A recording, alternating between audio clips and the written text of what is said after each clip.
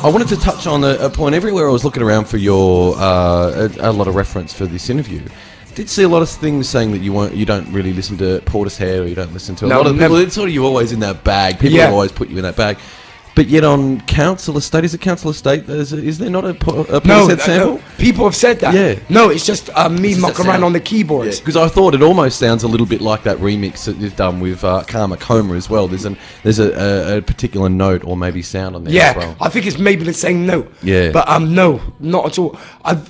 I stopped listening to Mass Attack when I left them. The only time I listened to it was in the studio when we were doing vocals. Sure. And Portishead, like, you know, Jeff from Portishead is one of the nicest people, nicest guys you will ever meet in your life. But I'm just not a fan of the music. Yeah. You know, to me, it's like break beats with a singer over it. It's been done. You know, it's hip hop with a singer. You know, so it don't really do anything for me. Yeah. And his production is incredible, but I don't really like her voice. Yeah. And it's like Coldplay. It's like whining. It's like keep whining. It's like, all right, leave it out. I know you're sad or whatever. It's like the guy from Coldplay. It's just like, it drills. Oasis had a very funny thing about Coldplay. And I'm not a great Oasis fan, but I like some of the things they say. They're quite funny. He said Coldplay is music for bedwetters. You know, and it's kind of like, it's like her voice, Beth. It just makes me just like want to go to bed. What's tricky music for? What's music for?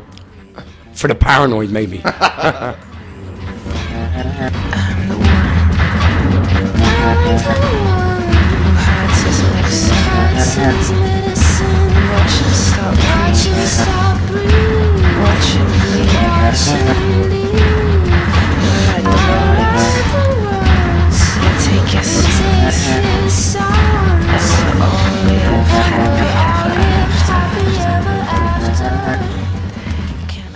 Again, with the research, I was looking around and saw that you've got a fairly, a pretty tough background with your folks, with your relatives, and you might not be like a bare knuckle fighter like some of those guys, but you know you're a survivor. You're a pretty tough guy, and I think also Knowle West Boy is a pretty tough record too. Yeah, and it's where I come from is a white ghetto, and the kids there, you know, I went back there about 10 years ago. And I sparred with an 8-year-old kid. Now that sounds ridiculous, a man sparring with an 8-year-old kid. You have to hit this kid. This kid started boxing when he was like 5. Right. Like, the kids start boxing there at young ages. By the time they're 16, most people where I come from can have a fight. Like, you know, I was probably the weakest one out of all my friends. But it's like, it is a tough area. And I think, like, especially songs like Council Estate are tough songs, you know? It's kind of, it's got a punk rock attitude to it, even the slower songs. And there's even a gangster element with the Jamaican. If you really hear what he's saying, he's talking about gangster stuff. So it's a street album. It's definitely a street album. Yeah, and it definitely has a punk attitude. And I think in the show last night, particularly when you see it live, is when you really sort of get the smack in the face of just what kind of punk rock attitude this album actually has. Yeah, I see everybody has trouble kind of pinning me down with what I do. I'd say I'm closer to a blues and a punk artist than anything. I would call myself a punk rocker, really, before anything, or a blues artist. Well, punk's just a state of mind anyhow, state of mind, isn't it? Really, it's not just like spitting and, you know, playing mad music you can't listen to. It's like being against, you know, being. Punk was all about being an individual, you know, and then I want to remain an individual, you know, and I don't want to. It's like, you know, you see a lot of bands now, even great bands, they all look the same, you know. If they're indie bands, they all got the Beatles haircut, they wear skin tight jeans, and, you know, hip hop guys all got the attitude. It's like, you know, I could look through a magazine and I don't even know who anybody is. There's no personalities. There's no, like, you know, when you see Bob Marley, you know that's Bob Marley. You see David Bowie, you know, everybody seems to look the same. So it's kind of like, I'm a punk rocker, you know. I want to look different. I want to sound different. And you do. And that's something that you've always managed to do, I think, from very much the very beginning. There is definitely no pinning you down, and you've been at the forefront of your own style, of your own tricky sound.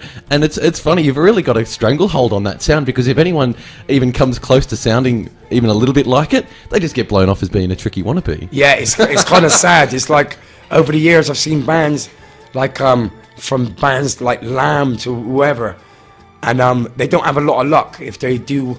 And usually that's not the only person who's done it is like people like Timberland. Yeah, sure. You know, he's managed to take what I did and make it pop.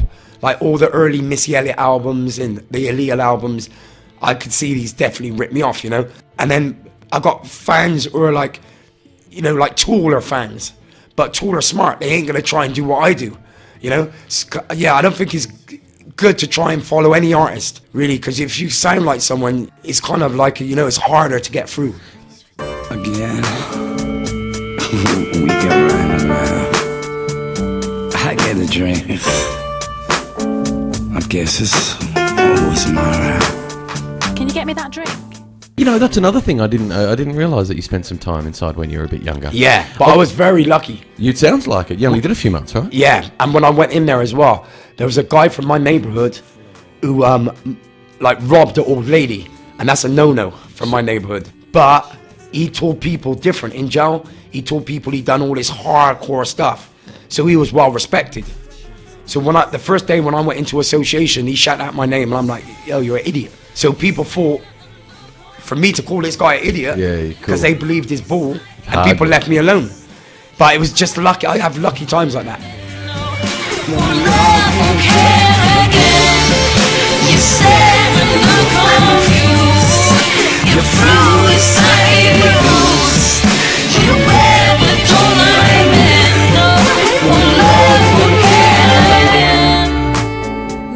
With the prison thing, I know you said, you know, it wasn't for you and you never went back. Was that a conscious decision to stay away from crime, or did you just not get caught again?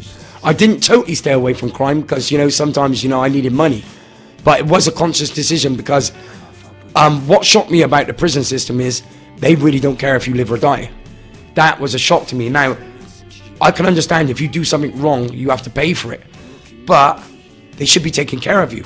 I had an asthma attack at 11 o'clock at night and pressed the emergency till 5 o'clock in the morning, an emergency bell, and they would not bring me on my inhaler until the morning, give me 2 puffs, took it off of me and made me do PE the next day. Now 2,000 people die a year of asthma.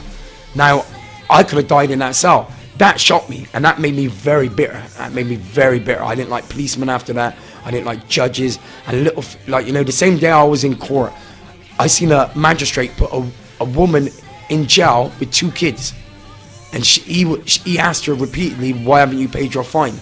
And she said, I can't, I've got 2 kids, I've got no money. He put her in jail.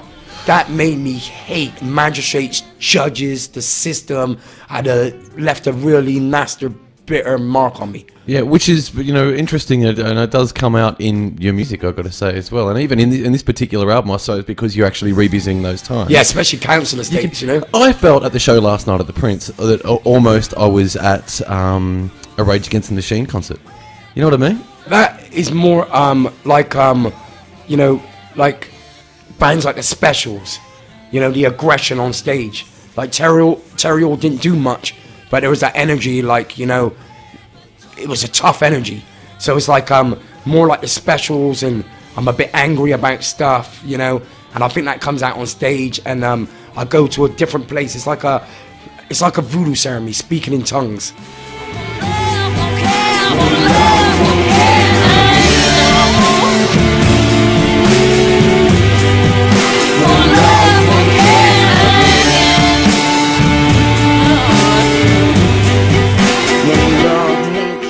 I suppose maybe the people are going to want to hear a little bit about the Kylie Minogue Slow. Yeah. How that maybe just a quick story on how that ended up on the album. I'm a secret admirer.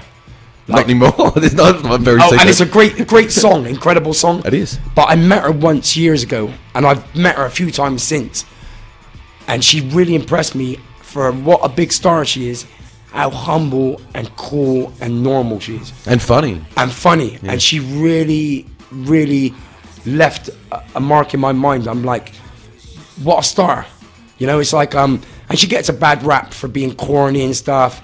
But like, I have more respect for her than Madonna. Like, Madonna lies to be cool. Kylie Minogue was an actress who turned into a pop star, and she knows who she is, and she's not trying to say I'm the coolest thing on earth.